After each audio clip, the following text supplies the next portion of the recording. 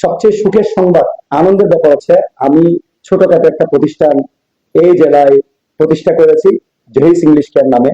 আমার কাজে হচ্ছে দুর্বল শিক্ষার্থী, যারা বঞ্চিত শিক্ষার্থী, কখনো ইংরেজি, যেটা আন্তর্জাতিক ভাষা হিসেবে আমরা জানি, যে ইংরেজি ভাষা শেখার ক্ষেত্রে অনেক বেশি ভয় পায়, অনেক বেশি পিছিয়ে আছে, সেই সকল শিক্ষার্থীদেরকে অনুপ্রাণিত করা, উৎসাহিত করা আমার প্রথম এবং প্রধান দায়িত্ব মনে করি। সেই সুবাদে আমি এই জেলায় এই প্রতিষ্ঠানটি প্রতিষ্ঠা করেছি। উক্ত প্রতিষ্ঠান প্রতিষ্ঠা হয়েছে 2020 সালে। আহ, এই মুহূর্তে 2025 সাল চলছে। আমি আমার মনে হয় আনুমানিক 5 বছর হবে। উক্ত সময়ের মধ্যে শিশু শিক্ষার্থী থেকে শুরু করে মধ্যবয়সী অর্থাৎ অ্যাডাল্টস এবং প্রাপ্তবয়স্ক এবং প্রফেশনাল যারা চাকরিজীবী, বিশেষ করে সরকারি বেসরকারি যারা চাকরি করে, তারাও আমার এখানে এই কোর্সটা নিচ্ছেন।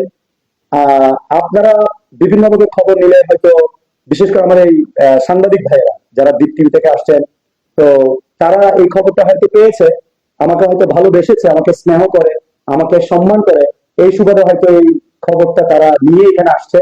তো নিশ্চয় আমি ভালো কিছু পড়াইতে পারছি বা সুযোগ করে দিয়েছি তাদেরকে। আমাদের এই বাংলাদেশে বিভিন্ন জেলার মধ্যে এই জেলাটা কমপ্লিটলি একটু আলাদা জেলা।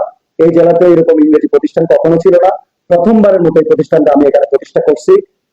আশা করি এরকম বিভিন্ন সাংবাদিক, বিভিন্ন চ্যানেল দীপ টিভির মতো যখন আমার সাথে এগিয়ে আসবে, আমাকে সহযোগিতা করবে, অনুপ্রাণিত করবে, আমি আরো বেশি অনুপ্রাণিত হব।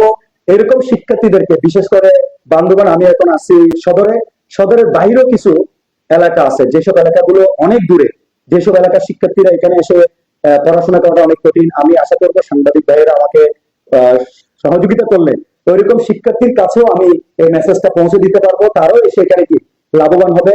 আমি স্বল্প ফিতে চেষ্টা করব যে আসো, এবং ফি যদি কারো না থাকে, শেখার আগ্রহ থাকে, আমি এই সুযোগটা দীপ টিভির মাধ্যমে করে দেবো শিক্ষার্থীদেরকে। তারা স্বল্প পয়সা, স্বল্প টাকায় আমার কাছ থেকে এই কোর্সটা নিতে পারবে, বিনা পয়সায়ও কোর্সটা নিতে পারবে। যদি আমি দেখি তাদের একাগ্রচিত্ত, তাদের শেখার আগ্রহ, টেন্ডেন্সি থাকে, অবশ্যই আমি তাদেরকে এই সুযোগটা দিব।